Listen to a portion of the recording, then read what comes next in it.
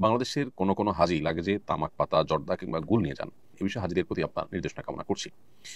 খুবই গুরুত্বপূর্ণ একটি প্রশ্ন এবং আমাদের হজযাত্রীদের সতর্ক থাকা বিশেষ করে এক্ষেত্রে খুবই বাঞ্ছনীয়।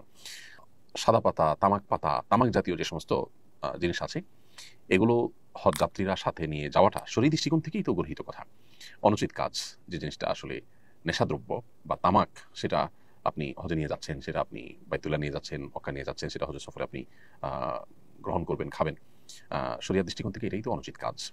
এই বিষয়গুলো বিশেষ করে তামাক পাতা, তারপরে গুল, এই যে সাদা পাতা ইত্যাদি, এগুলো মানুষের স্বাস্থ্যের জন্য যে ক্ষতিকর সেটি বোঝার জন্য তো আসলে পণ্ডিত হওয়ার প্রয়োজন আমরা সবাই জানি কম বেশি। তো আল্লাহ সুবহানাহু ওয়া তাআলা বলেছেন, "ওয়া তুলকু বিআইদিকুম ইলা তাহলুকা", তোমরা নিজেদেরকে ধ্বংসের দিকে ঠেলে দিও না। এটা তো একটা বিষয় আছেই, সব রকমের জর্দার মধ্যেই সেই জিনিসটা আছে খুব প্রকটভাবে।